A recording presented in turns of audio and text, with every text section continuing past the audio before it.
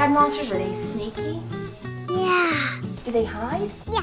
Where do they hide? And the bus and say roar. Jump. Roar! A little bit more vicious.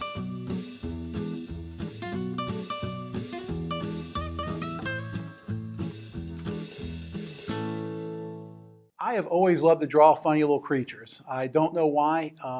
I was born that way ever since I can remember. In kindergarten, in elementary school, in high school, and college, and till this day. He showed me some illustrations, and they were funny. And all these little monsters and little characters with striped socks and handlebar mustaches and you know, kind of devious looking, and then there were these other funny monsters, and they were kind of a little awkward, and they had, you know, funny expressions. They were kind of sweet, but also interesting. They were characters. I contacted a friend. She was working on Broadway, and she worked in sets. So basically, she could make anything you could imagine for a play or a musical. And I asked her if she could help me sew these things.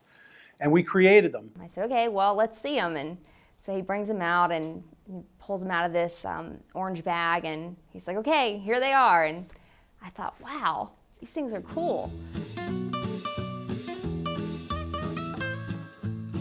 I thought, you know, what's the reason for these little guys to live? What purpose does a baby monster wearing pajamas serve? And then I thought, well, these could be like modern teddy bears. If a kid has a little monster in bed with them, that he doesn't have to be afraid, or she doesn't have to be afraid of the imaginary monsters. And I thought, that's it. These guys are like the guardians of your dreams. They're the guardians when you sleep.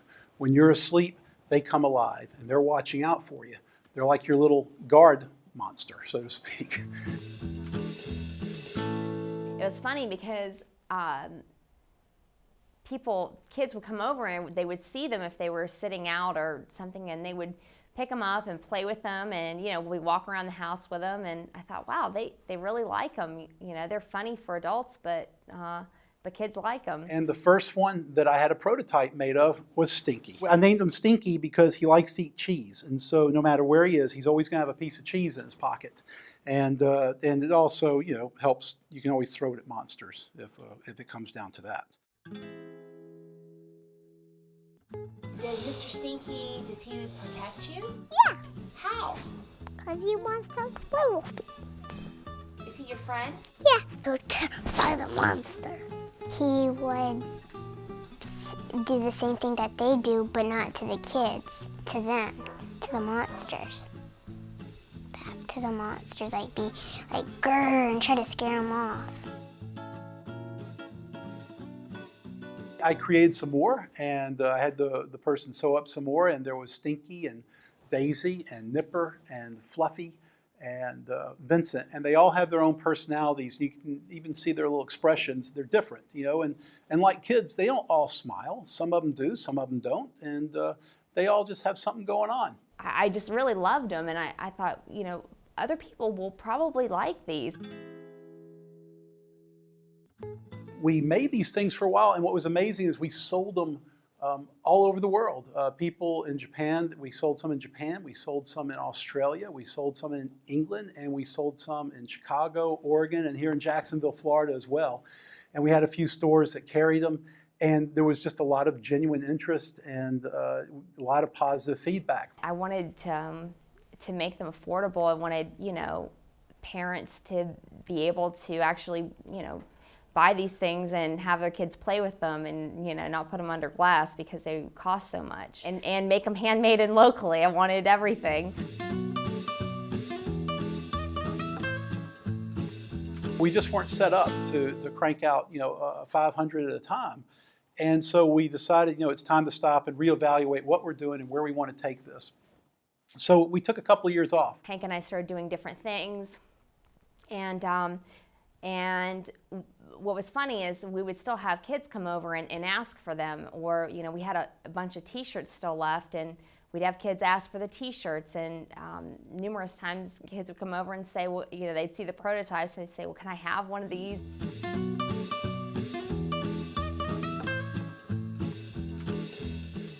we started sitting and talking about, you know, the things that you should talk about when you want to launch a business. What's important? What is your goal? Do you have a vision for your company? You know, what do you want to do? What is your plan? And we had never really done that before. So Megan and I got down, sat together, and we wrote a story about them. And that's one of the things that we're hoping to do, if we can raise some funds, is have the time to do all the illustrations for the story and finish them and make it to where you can download it on your iPad or through Amazon or through iBooks. And so we're hoping we can do that too. And then from there, we're hoping that we can expand the world by actually putting the adventure into a child's hand by creating apps that they can download, or perhaps the monsters, or perhaps our little pajama monsters here chase away the monsters, or apps that help children sleep. And we even want to get more into giving parents tips on our website to help their children fall asleep and to help create their room a place where their children feel comfortable and safe and ready to go to sleep at night. And we also want to expand with creating matching pajamas so that you too can dress like Stinky. So we hope you vote for us, and thank you for watching. And Stinky thanks you too. I actually thought one was hiding in my bathroom once.